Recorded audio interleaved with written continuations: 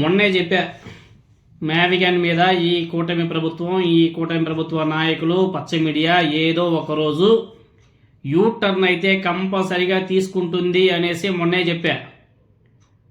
నేను ఇంకా ఎక్కువ రోజులు పడుతుందేమో యూటర్న్ తీసుకోవడానికి. ఇప్పుడల్లా ఎలక్షన్ టైం కూడా లేదు కదా, ఎలక్షన్కి ఏదో ఒక సంవత్సరం ముందో లేకపోతే 6 నెలలకు ముందో యూటర్న్ తీసుకుంటారులే అనుకున్నా. అబ్బబ్బా నా సామిరంగా ఈ పచ్చ మీడియా, అదేవిధంగా ఈ కూటమి ప్రభుత్వం, నారా చంద్రబాబు నాయుడు గారు చాలా ఫాస్ట్గా ఈరోజు యూటర్న్ తీసుకొని మాట్లాడేస్తున్నారు కదా, మాట్లాడేశారు కూడా. ఒకవైపు రాధాకృష్ణ ఏమో మేమే కనిపెట్టాం మ్యావిగన్ని, జగన్కి ఏం తెలుసు, మేము కనిపెడితే దాన్ని కాపీ కొట్టాడు జగన్మోహన్ రెడ్డి. అదేంది క్రెడిట్ చోరీ, మా దగ్గర నుంచే జగన్మోహన్ రెడ్డి మ్యావిగన్ని చోరీ చేశాడు అని చెప్పేసి ఈ వెంకటకృష్ణ మాట్లాడుతున్నాడు. అంతేకాదు ఈరోజు నారా చంద్రబాబు నాయుడు గారు కూడా ఆల్రెడీ మేము సిఆర్డీఏ అని ప్రకటించాం, ఆ సిఆర్డీఏలో మచిలీపట్నం లేదు, మిగతా అన్ని ప్రాంతాలు ఉన్నాయి అని చెప్పేసి మాట్లాడేస్తున్నాడు. మరి జగన్మోహన్ రెడ్డి గారు కొత్తగా కనిపెట్టింది ఏమిటి మ్యావిగన్ అనేసి మాట్లాడుతున్నాడు నారా చంద్రబాబు నాయుడు గారు. అసలు ఆ ఏబిఎన్ వెంకటకృష్ణ భలే కామెడీగా మాట్లాడాడు.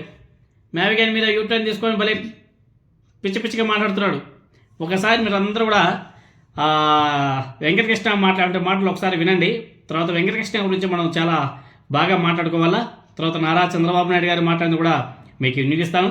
తర్వాత చంద్రబాబు నాయుడు గారి గురించి, కూటమి ప్రభుత్వం గురించి కూడా మనం చాలా బాగా మాట్లాడుకోవాల్సిన అవసరం కూడా ఉంది. ఒకసారి వెంకటకృష్ణ మాట్లాడిన మాటలు మీరు అందరూ కూడా వినాలి కదా, చాలా ఇంపార్టెంట్ అండోయి. ఏంటి ఈయన మావిగన్ ఏంటి అనేది కొద్దిగా డీప్గా ఆలోచిస్తే ఆయన సైకాలజీని, ఆయన ఇటీవల కాలంలో చేస్తున్న కొన్ని ఎత్తుగడల్ని మనం స్టడీ చేస్తే అర్థమైంది ఏంటంటే ఇది ఒక క్రెడిట్ చోరీ, మరొక క్రెడిట్ చోరీ. ఇప్పటివరకు ఇది ఎవరికి ఆలోచన వచ్చి ఉండదు. దీని వెనక ఉన్న మాస్టర్ ప్లాన్ ఏంటో. సిఆర్డీఏ అసలు మాస్టర్ ప్లాన్, జగన్మోహన్ రెడ్డి ఈ మాస్టర్ ప్లాన్ని కొట్టేసి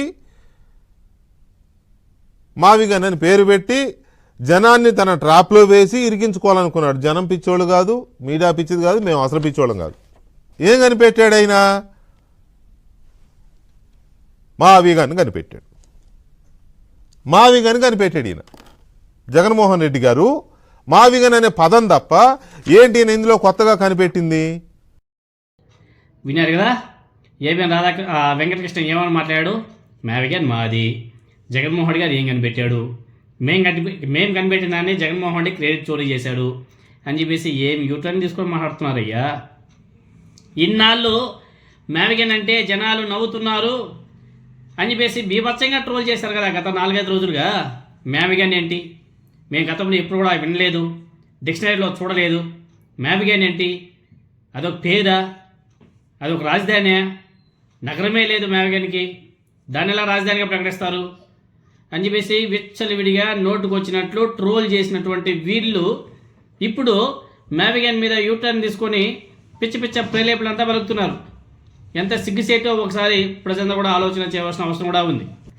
ఇప్పటికే ఏమైపోయింది, మిగతా అన్ని ఛానల్ వాళ్ళు కూడా యూటర్న్ తీసుకొని వీటి గురించి మళ్ళీ ప్రస్తావన చేస్తారు.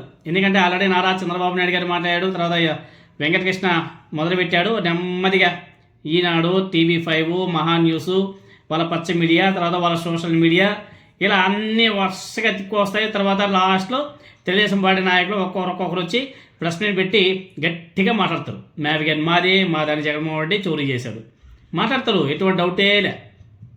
తర్వాత రాధాకృష్ణ ఇంకొక మాట అన్నాడు. ఆయన ఇది మా సొంత ఐడియా అని చెప్పేసి ఏదైతే మాట్లాడాడో ఆ మాటలు విని చాలామంది ఆశ్చర్యకరంగా నవ్వుకుంటున్నారు. తర్వాత ఇప్పుడు మన నారా చంద్రబాబు నాయుడు గారు, ముఖ్యమంత్రి గారు ఏం మాట్లాడాడు ఒకసారి వినండి. ఇప్పుడు అంటున్నాడు విజయవాడ, గుంటూరు, మచిలీపట్నం అదే చేస్తున్నాం సిఆర్డీఏ అంటే అమరావతి పేరు చెప్పడానికే ఇష్టపడిన వ్యక్తి. మీలో ఎంతమందికి తెలుసు సిఆర్డీఏలో మచిలీపట్నం, విజయవాడ, గుంటూరు ఉంది అనేసి ఎంతమందికి తెలుసు?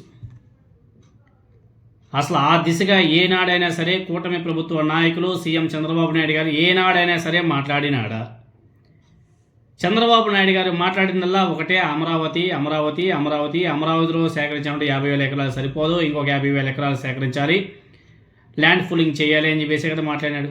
ఆ 1,00,000 ఎకరాల గురించే కదా జగన్మోహన్ రెడ్డి గారు ప్రతిసారి కూడా గుర్తు చేస్తున్నాడు. 1,00,000 ఎకరాలకి 2,00,000 కోట్ల చొప్పున ఖర్చు పెట్టాలంటే చాలా ఇబ్బంది అయిపోతుంది అని చెప్పేసి కదా జగన్మోహన్ రెడ్డి గారు చెప్పాడు. ఆ అమరావతి గురించే కదా చెప్పింది. అంత డబ్బులు మనం ఎక్స్పెండ్ చేయలేము, మన ఆర్థిక పరిస్థితి బాగాలేదు, అమరావతిని కలుపుకొని గుంటూరు, విజయవాడ, మచిలీపట్నాన్ని మ్యావిగన్గా చేయండి, పేరు మీకు ఇష్టం వచ్చిన పేరు పెట్టుకోండి, కానీ ఈ 3 ప్రాంతాలను కలపండి, కలిపి ఒక రాజధానిగా ప్రకటించండి అనేసి కదా జగన్మోహన్ రెడ్డి గారు చెప్పాడు. ఆయన చెప్పినాడు, తప్పేముంది? ఇప్పుడేమో నారా చంద్రబాబు నాయుడు గారు యూటర్న్ తీసుకొని మేము సిఆర్డిఏ అంటే అదే కదా చెప్పింది అంటాడు. మరి అదే కదా చెప్పింది అన్నప్పుడు మళ్ళీ అమరావతిలో అన్ని కట్టడాలు కట్టి అన్ని లక్షల కోట్లు ఖర్చు పెట్టాల్సిన అవసరం ఏమొచ్చింది? మరి ఈ 3 ప్రాంతాలు ఏదో ఒక ప్రాంతంలో పెద్ద 4 బిల్డింగ్లు లేపేసి రాజధానిగా నిర్మించుకోవచ్చు కదా హ్యాపీగా. మరి ఎందుకు అమరావతిలోనే అన్ని బిల్డింగ్లు కట్టాల్సిన అవసరం ఏమొచ్చింది? డబ్బులు ఉన్నాయా? లేవు కదా. లేకుండా మరి ఎందుకు అమరావతిలో అంత డబ్బులు ఖర్చు పెట్టి అవినీతికి పాల్పడి వాళ్ళ రియల్ ఎస్టేట్ని డెవలప్ చేసుకొని వాళ్ళ మనుషుల్ని బాగా పైకి తీసుకురావడానికి నారా చంద్రబాబు నాయుడు గారు తహతహలాడుతున్నట్టుగా కనిపిస్తుంది. ఎన్ని యూటర్న్లు తీసుకుంటారు చెప్పండి? ఎన్ని యూటర్న్లు? చంద్రబాబు నాయుడు గారు, అదే తెలుగుదేశం పార్టీ, చంద్రబాబు నాయుడు గారి చేతిలోకి తెలుగుదేశం పార్టీ వచ్చిన తర్వాత ప్రతిసారి కూడా ప్రతి ఒక్క విషయంలోనూ యూటర్న్ తీసుకోవడం, అది నాదే, అది నేనే, అంతా నా వల్లే అని చెప్పేసి మళ్ళీ క్రెడిట్ చోరీ చేయడం ఈయనకి బాగా అలవాటైపోయింది.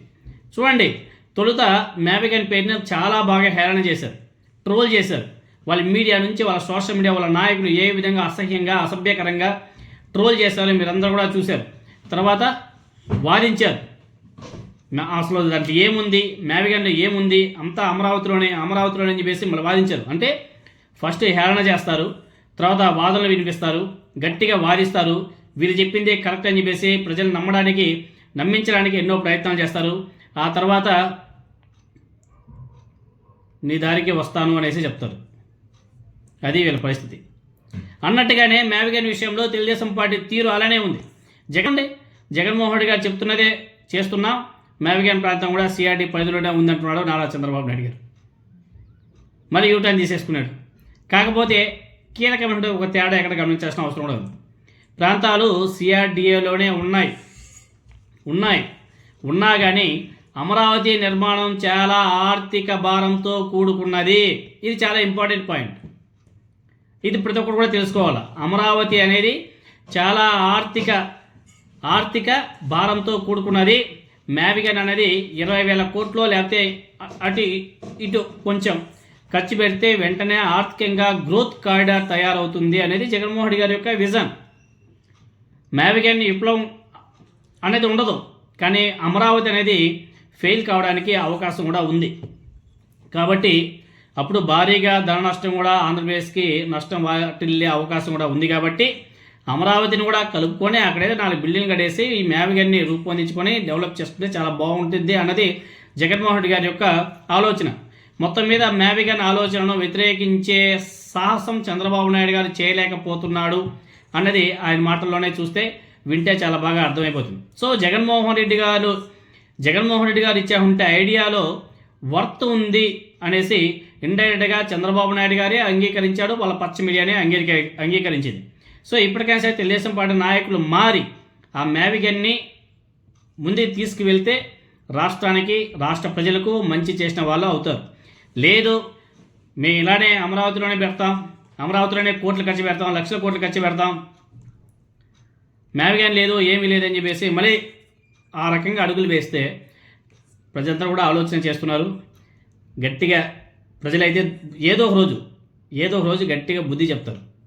మేబీ చంద్రబాబు నాయుడు గారికి కూడా తెలిసినట్టుగా ఉంది, జనాలందరూ కూడా బాగా అవేర్నెస్ అయిపోయినారు మ్యావిగన్ మీద అనేసి. అందుకే తీసుకొని మళ్ళీ గట్టిగా యూటర్న్ తీసుకుంటున్నారు.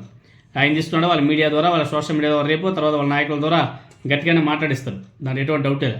ఇదే మొత్తానికి చంద్రబాబు నాయుడు గారు మ్యావిగన్ని ఇండైరెక్ట్గా ఆయన ఒప్పుకుంటున్నాడు కాబట్టి ఒక విధంగా చెప్పాలంటే అప్రిషియేట్